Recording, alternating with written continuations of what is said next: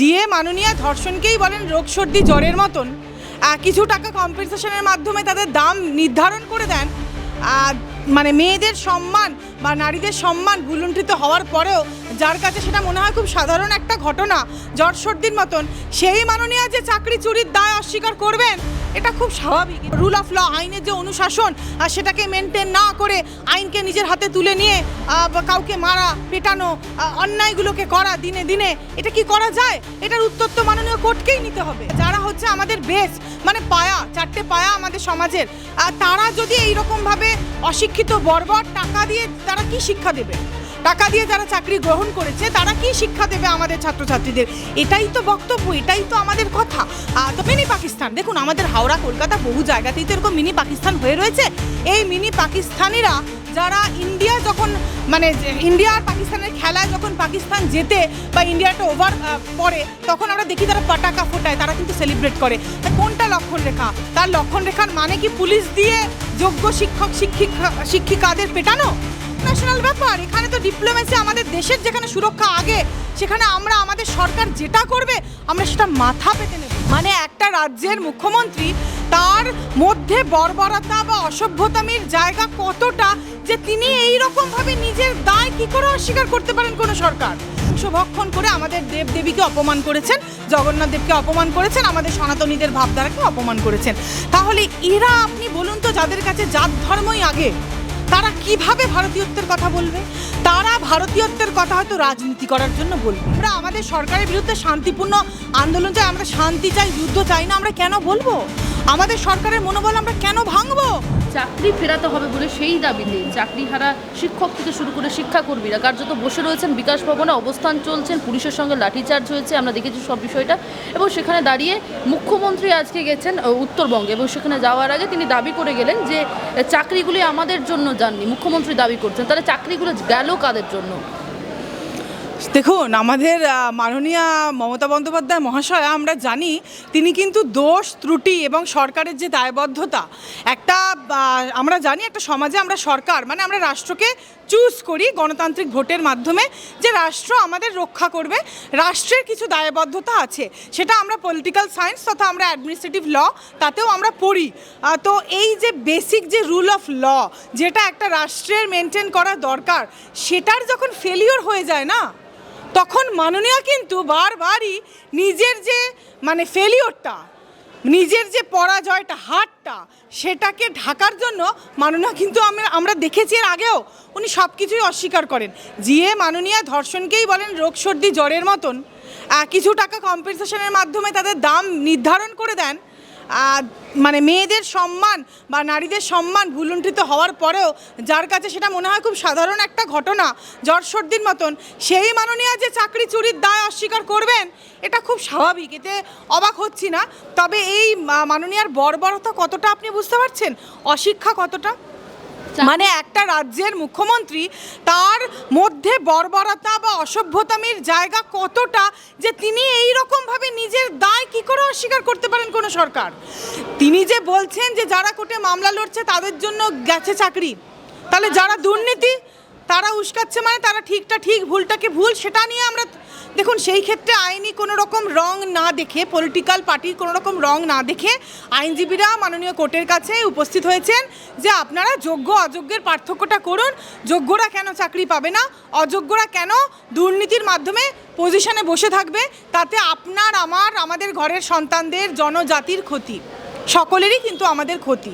কিভাবে ক্ষতি?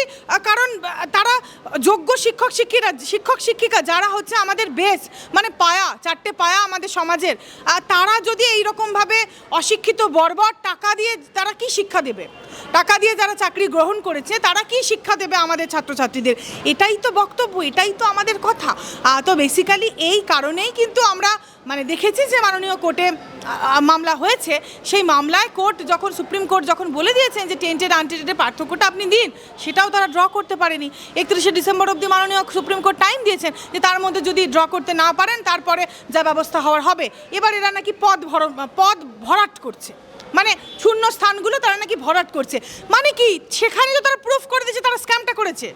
আপনি সরকারের কাজটা দেখুন, তারা যখন এই যে পদগুলো তৈরি করছে এক্সট্রা পদ, তার মানে কি 26-এর আগে তাদের ফাঁক ফোকর এগুলো ঢাকতে হবে।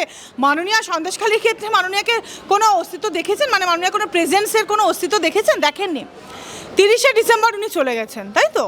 মাননীয়ার মুর্শিদাবাদে এই যে এতটা ভায়োলেন্স, তিনি ভায়োলেন্স লাগিয়ে দিচ্ছেন, আর তার প্রেজেন্স দেখেছেন? দেখেননি। তিনি সভা করে নিচ্ছেন, নিজেকে অ্যাডভার্টাইজমেন্ট করছেন, এইভাবেই তো মাননীয়া প্রতিষ্ঠা করছেন। তাই আমার মনে হয় মাননীয়ার কথা সেই বিশেষ গুরুত্বের জায়গা না রেখে এটাকে মানে একজন মিথ্যাচার বলে ধরে নেওয়াই ভালো। তিনি বলছেন আন্দোলনের বিপক্ষে আমি নই, কিন্তু একটা লক্ষণ রেখা থাকা উচিত। কিসের লক্ষণ রেখা?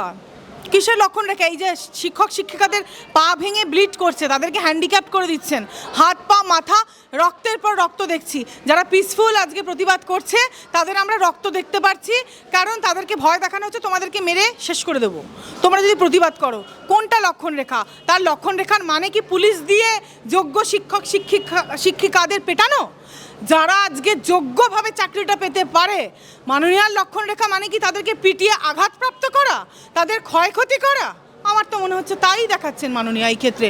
কোনটা লক্ষণ রেখা একটু বলুন না, আমরাও জানতে চাই। তো সাধারণ মানুষও তো বুঝতে পারছে মাননীয়া তো ডিরেক্টর নন কোনো, she is not directing a film. তিনি ডিরেক্টরশিপে বসে বসে তিনি বলে দেবেন মুখে ওরালি কথাগুলো, এটা ওটা, আর সেটাই মানুষ ফলো করবে।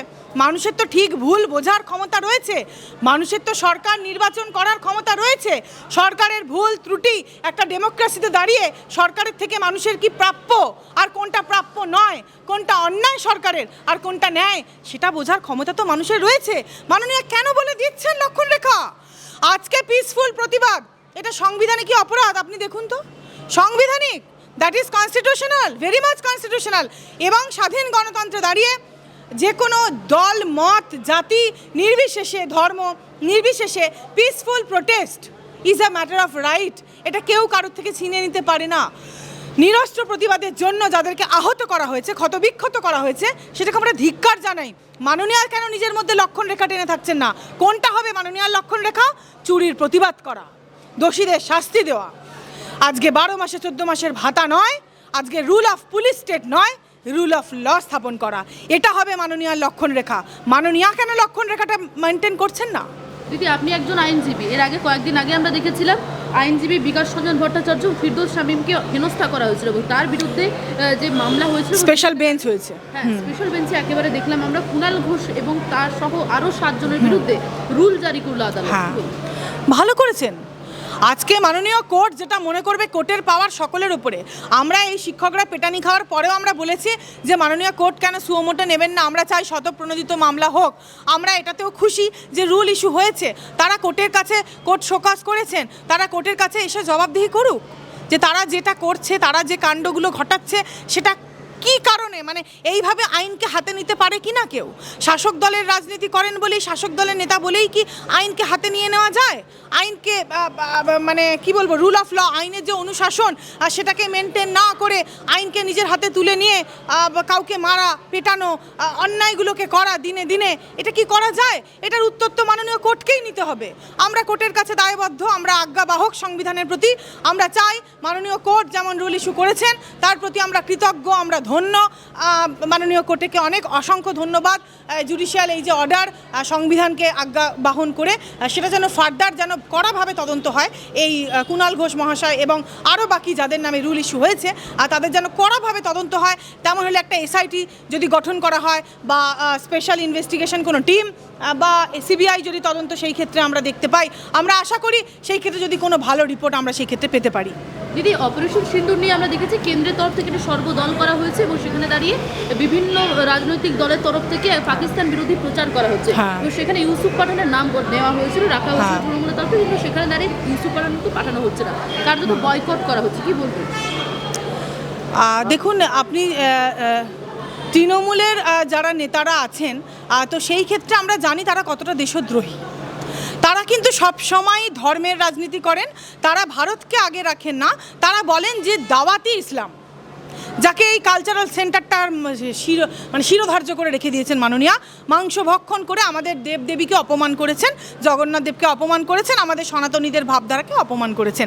তাহলে এরা আপনি বলুন তো, যাদের কাছে জাত ধর্মই আগে, তারা কিভাবে ভারতীয়ত্বের কথা বলবে?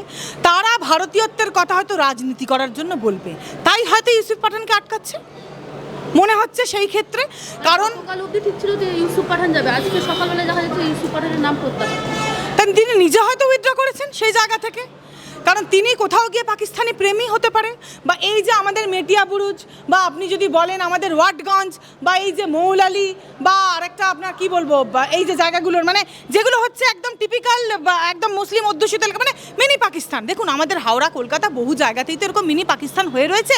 এই মিনি পাকিস্তানিরা যারা ইন্ডিয়া যখন মানে ইন্ডিয়া আর পাকিস্তানের খেলায় যখন পাকিস্তান জেতে বা ইন্ডিয়াটা ওভার পড়ে, তখন আমরা দেখি তারা পটাকা ফোটায়, তারা কিন্তু সেলিব্রেট করে। তারা তো ভেতরে ভেতরে পাকিস্তানি, তারা তো সন্ত্রাসীদেরই হাতটাকে শক্ত করে দিচ্ছে।